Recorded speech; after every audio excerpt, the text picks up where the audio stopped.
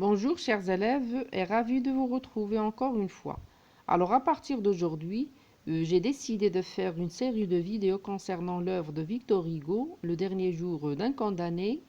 Dans ces vidéos, je vais essayer de donner l'essentiel de cette œuvre et les choses que doivent connaître les élèves qui préparent leurs examens.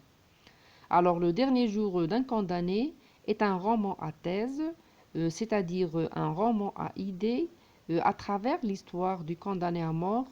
Victor Hugo exprime son point de vue ou bien exprime ses idées et à travers plutôt et avance des arguments contre la peine de mort.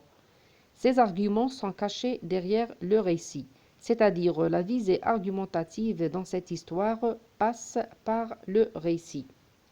Alors le déroulement des pensées dans cette histoire rappelle le monologue intérieur, c'est-à-dire dans cette histoire, il est question de quelqu'un qui est en train de parler à lui-même, c'est le monologue intérieur du condamné à mort, et les entrées à intervalles réguliers évoquent le journal intime, c'est-à-dire dans cette œuvre, vous allez vous rendre compte qu'il y a un petit mélange, si vous voulez, entre le monologue intérieur et le journal intime, mais sans les dates, c'est-à-dire on ne trouve pas de date, une particularité du journal intime.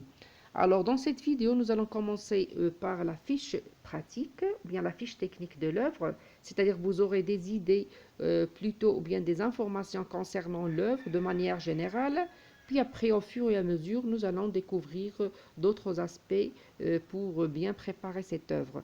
Alors là, vous avez la fiche pratique, donc l'auteur c'est Victor Hugo, le titre et la date de publication c'est Le dernier jour d'un condamné, publié en 1829.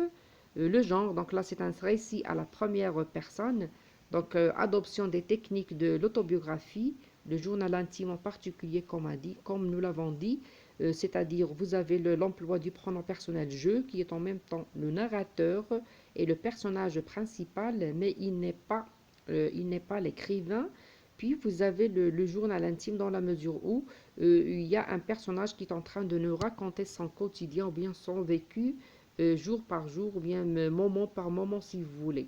Donc le genre de l'œuvre, si vous voulez, dont il est question là, c'est un roman à thèse. Alors l'histoire. Donc dans ce livre, l'histoire, c'est l'histoire d'un homme qui a été condamné à mort. Il raconte ce qu'il vit pendant les dernières semaines de sa vie. Nous ne savons ni le nom de cet homme, ni ce qu'il a fait pour être condamné à mort.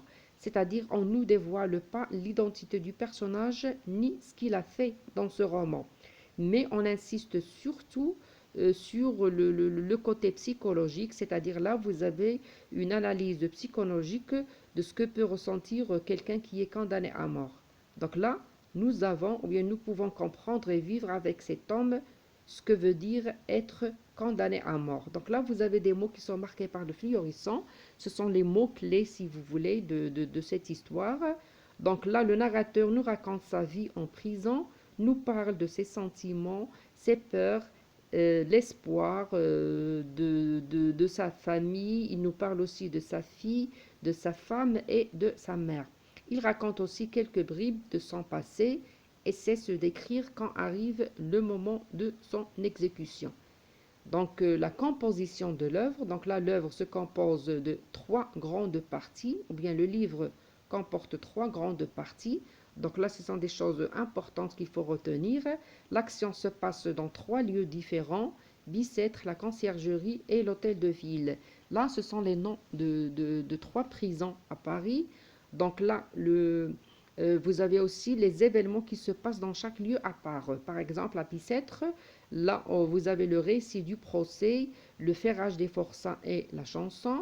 Ensuite, dans la conciergerie, il est question du voyage vers Paris, la rencontre avec le frioche et la rencontre avec le geôlier qui lui demande les numéros pour jouer à la loterie.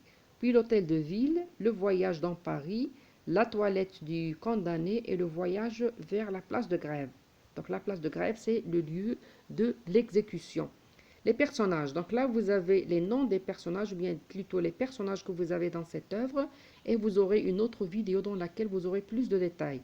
Donc là, nous avons le condamné à mort, les geôliers, puis sa fille, la fille du condamné à mort, sa femme et sa mère, le prêtre, la foule, le frioche, l'huissier, les magistrats, les gardes, le nouveau gendarme et le bourreau. Les lieux de l'action, donc ce sont les grandes prisons de Paris, Bicêtre, la conciergerie et l'hôtel de ville. La durée de l'action, donc l'action se passe en 5 ou bien 6 semaines, à partir du moment où le protagoniste est condamné à mort jusqu'au moment où il monte sur l'échafaud, c'est-à-dire presque une semaine. Donc, puis vous avez les thèmes contenus dans ce roman. Vous avez la peine de mort, la peur, la haine, la religion, la violence contre les prisonniers, l'injustice et la justice. Pour ce qui est de l'énonciation ou bien de la focalisation, donc là nous avons un narrateur qui est en même temps personnage, donc utilisation de la première personne du singulier. Donc le narrateur n'est pas l'auteur, donc là nous avons affaire à une focalisation interne, c'est-à-dire accès au point de vue du narrateur et sa vision des choses et du monde. C'est-à-dire là, on découvre l'histoire à travers le regard, à travers la vision du narrateur qui est en même temps le personnage principal qui est le condamné à mort.